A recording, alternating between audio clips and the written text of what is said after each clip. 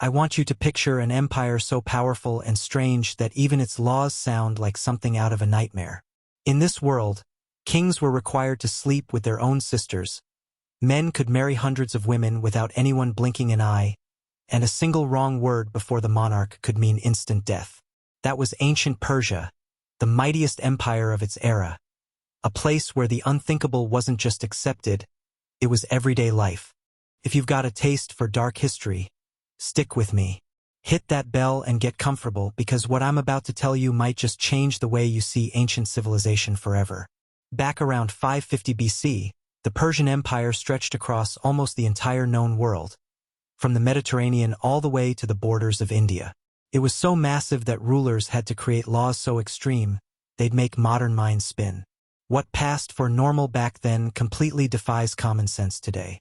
Let's start with something truly chilling. Marrying your own sister wasn't forbidden, it was praised. Persian kings believed that by wedding their sisters, they were keeping the royal bloodline pure, untouched by the so-called common blood of ordinary people. Take Cambyses II, for example. He didn't just marry one of his sisters, he married two. And this wasn't seen as scandalous or immoral. Quite the opposite, it was considered an act of deep religious faith. Zoroastrian priests even performed the weddings in massive public ceremonies, blessing what they believed to be sacred unions. Among the Persian elite, there was a sort of competition, a contest over who could maintain the purest family line. Fathers arranged marriages between their daughters and sons. Older brothers took their younger sisters as official wives. All of it was done under the proud banners of tradition and religion. But beneath that surface of devotion was something far more disturbing. This wasn't just a royal obsession. It was a practice that had seeped into the upper classes for generations. Nobles believed that every sibling marriage strengthened their bond with the gods, and children born from these unions were thought to be especially favored by heaven itself. Those children were often given high-ranking positions in court from birth. While most of the world would have seen such acts as vile or sinful, the Persians saw them as the ultimate form of spiritual loyalty. Now, imagine being a Persian princess during that time. From the moment you were born, your future was already decided. You didn't get to choose your husband, your brother already held that title. The wedding ceremonies were extravagant beyond belief. Thousands of guests attended. Gold draped the halls, silk covered every wall, and the air was thick with perfumes brought from the farthest corners of the empire. But behind all that beauty was a truth no one could escape. These marriages had consequences, and not just moral ones. Over generations, the effects of inbreeding became impossible to ignore. Birth defects, mental illness, and chronic diseases plagued the royal bloodline. Historical accounts even describe princes born with severe deformities. But none of that stopped the practice. Tradition was stronger than reason. Priests defended every tragic birth as a divine trial, claiming the gods were merely testing the royal family's faith. And so, the cycle continued for centuries. It wasn't until Alexander the Great conquered Persia that the outside world finally put a stop to it. The Greeks, upon witnessing these customs, were horrified. By then, more than 200 years had passed. Whole generations had lived and died inside this system with no other choice. But incestuous marriage was only one part of the Persian royal lifestyle. Another custom was just as shocking, the staggering level of polygamy. Persian kings didn't just have a few wives. Some had hundreds, each marriage fully legal and celebrated with public ceremony. We're not talking about secret affairs or hidden concubines. These were official unions, recognized by the state. King Xerxes I, for instance, had a palace that housed over 300 women. Each wife had her own set of servants, private quarters, and even her own budget. The royal complex was so massive that entire sections were built solely for the king's wives, miniature cities within the palace walls, complete with their own hierarchy and rules. Competition among these women was fierce and deadly. To win the king's attention, they resorted to plotting, poisoning, even murder. The one who gave birth to the first son gained ultimate power. She became the queen mother, the most feared woman in the empire. As queen mother, she ruled over the others. She could hand out punishments, control wealth, and even sentence rivals to death, all within the bounds of Persian law. The children born into this royal chaos lived lives of unimaginable luxury. Yet every day, they faced the possibility of betrayal or assassination. Any prince could be seen as a threat to the heir, and fratricide, brothers killing brothers, was practically part of the political system. The royal harem, or gurim, wasn't just a place of luxury and silk curtains. It was a silent battlefield. Behind those gold-covered walls, mothers plotted and poisoned the children of rival wives just to secure their own bloodline. The king rarely stepped in. He let nature, or what he called natural selection, take its course. In his eyes, only the strongest deserved to survive. That cruel idea shaped the kind of rulers Persia produced. Only the most paranoid, ruthless, and calculating princes ever made it to adulthood. If a young man could survive the endless plots, poisonings, and betrayals within the palace, then he was considered fit to rule one of the world's greatest empires. These future kings had seen death since childhood, sometimes the deaths of dozens of their own brothers before they even turned 20. They trusted no one, not even their mothers, and when they finally wore the crown, they ruled with an iron grip, hardened by fear and blood. But as brutal as life inside the palace was, everyday justice in Persia was even worse. The empire's legal system didn't believe in mercy. It believed in spectacle. Punishment came fast, and it came hard. The Persians invented forms of execution so gruesome they still shock historians today. One of the most infamous was called scaphism, or more simply, the boats. Here's how it worked. The condemned man was stripped naked and wedged tightly between two hollowed-out wooden boats, one on top, one below, with only his head, arms, and legs sticking out. Then came the feeding. Gallons of milk and honey were forced down his throat until his stomach rebelled, bringing on violent diarrhea. Once his body was bloated and helpless, his face and limbs were smeared with more honey, an irresistible feast for the insects. Flies, wasps, and beetles swarmed over him, biting into his skin. Inside the enclosed boats, worms bred in his open sores, eating him alive from the inside out. This wasn't a quick death. Some victims lasted several days, others more than a week. They finally died from infection, dehydration, or sheer agony. And it all happened in public so everyone could witness the price of defying the king. That was the point, to make fear permanent. To remind people that one man's word could decide between life and a death worse than hell. And scaphism was only one of the tools in Persia's terrifying arsenal. Impalement was another favorite. The condemned would be forced down onto a sharpened wooden stake, inserted through the rectum, and slowly pushed upward until it burst through the shoulder or neck. Then the stake was planted upright, leaving the victim hanging there, writhing for hours, sometimes for days, until the body finally gave up. The Persians even had a system for deciding who deserved which kind of death. Traitors and rebels, those who challenged royal authority, were given the most painful, drawn-out executions. Thieves had their hands hacked off in front of a crowd. Adulterers were stoned to death in ceremonies that drew thousands. But perhaps the most terrifying part of all was how unpredictable it was. You didn't need to commit a crime to die in Persia. Just make the wrong move. Looking the king in the eye was a mortal offense. Taking a step too close could get you killed on the spot. Even speaking before being spoken to might end with a sword through your neck. Inside the royal court, everyone lived on edge. Courtiers rehearsed every movement, every gesture, every glance before stepping into the king's presence. They walked with open hands, bowed heads, and slow, deliberate steps, because one slip meant death, and no one dared question it. The king's word was law, divine, absolute, and final. No one, not even his own blood, was safe from it. There are stories of princes executed for the smallest mistakes. One royal son was impaled for arriving late to a sacred ceremony. Another was beaten to death for publicly disagreeing with his father. The royal family, for all their gold and power, lived under the same terror as everyone else. In ancient Persia, the shadow of death hung over every palace hall, and it came wearing a crown. That whole empire ran on fear, not respect, not loyalty, but pure, calculated terror. It kept everything and everyone in perfect order. Millions of people followed commands without a second thought, not because they believed in the system, but because they knew what happened to those who didn't. Rebellions weren't just rare. They were practically unheard of for centuries under Persian rule. The Persians had turned fear into a science, a tool of governance they wielded with chilling precision.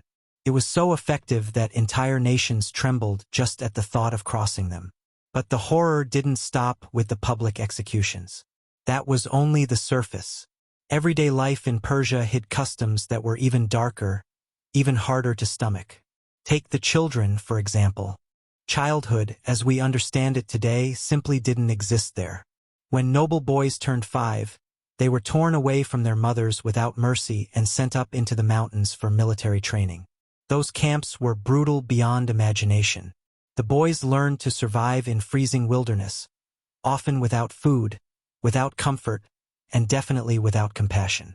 They slept directly on the frozen ground through savage winters, hunted animals to stay alive, and if they couldn't, they starved. Instructors beat them mercilessly for even the smallest sign of weakness. A tear, a whimper, even the hint of fear meant public punishment, right there in front of everyone else. This relentless training lasted a full 10 years, from age 5 to 15. A decade of pain designed to forge emotionless warriors. The ones who survived came back transformed, stripped of humanity, fearless and cold as steel.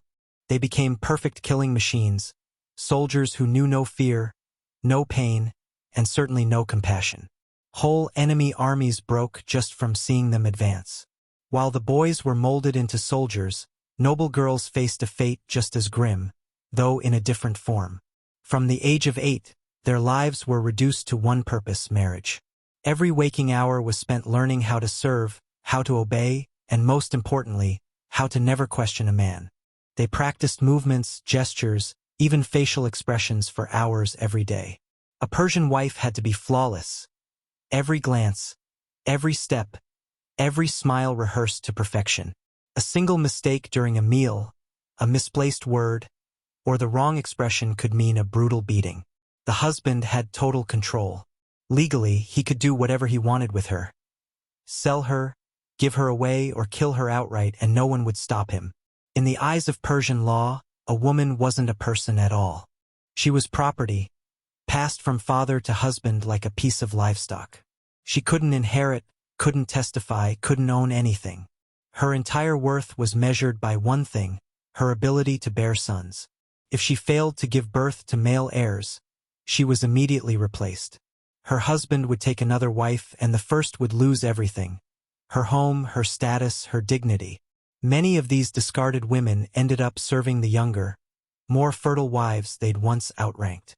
And as if life itself weren't cruel enough, even death carried its own kind of horror. Unlike other civilizations, the Persians didn't bury their dead. They believed that earth, fire, and water were sacred elements, and to contaminate them with a corpse was the greatest sin imaginable. So they came up with something they called the Towers of Silence. These were circular stone platforms built on mountaintops.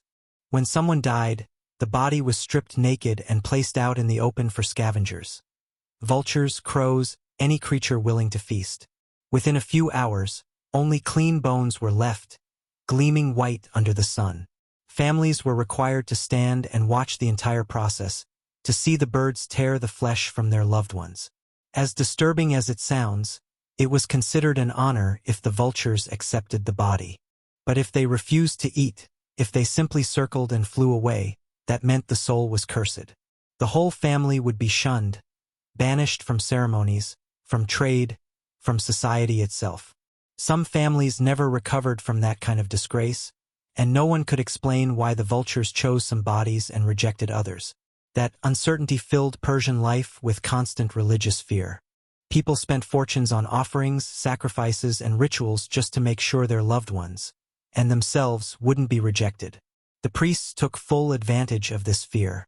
They promised secret ceremonies to guarantee the vultures' favor, but the cost was ruinous. Families went bankrupt trying to buy divine approval, and no one dared refuse because spiritual punishment was believed to be worse than death or poverty. Religion ruled every part of life in Persia. Every decision, every act, every breath. Fear kept the empire running, and faith made sure no one dared to question it. And just when you thought it couldn't get any darker, there was one more obsession the Persians were known for, their eerie fixation on the cleanliness of the royal body. The Persian king lived in a world so detached from reality that even the simplest human contact was forbidden. No ordinary person was ever allowed to touch him, not a servant, not even a doctor.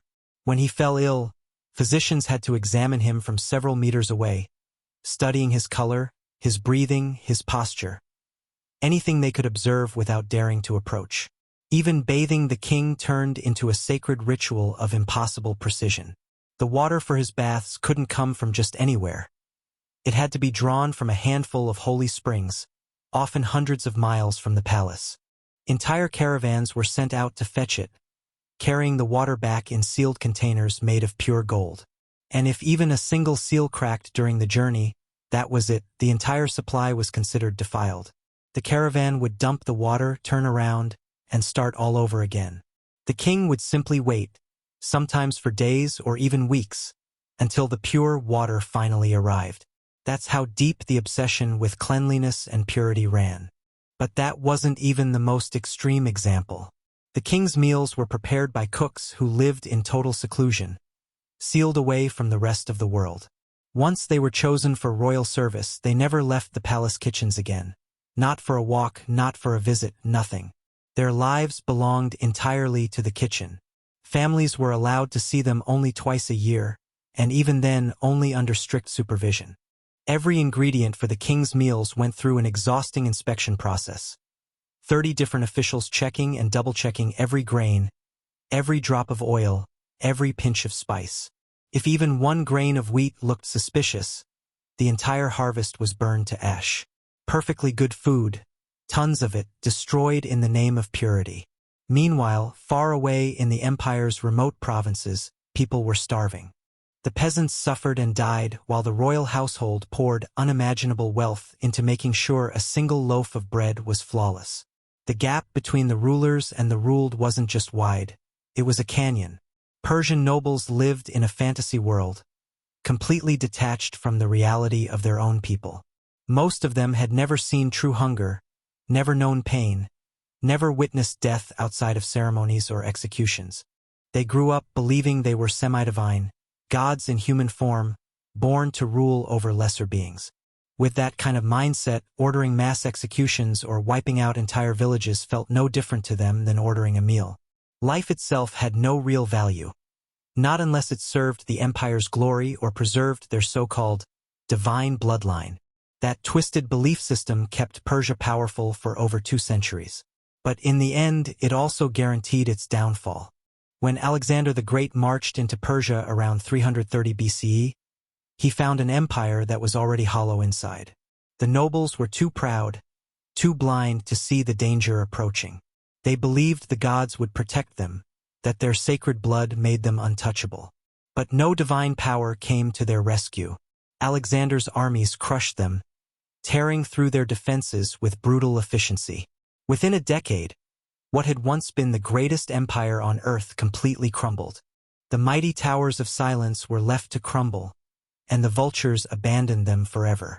The royal harems, once symbols of divine power, were dissolved. The noble women, stripped of their titles, were scattered across the new Greek territories. The incestuous royal marriages that once preserved the bloodline were banned, and the brutal punishments that once defined Persian justice slowly faded under Greek influence. Still, Persia's legacy didn't vanish with its fall. Its cruelty left deep scars on history. Later empires borrowed its torture techniques, refined its psychological warfare, and adopted its notion of divine kingship.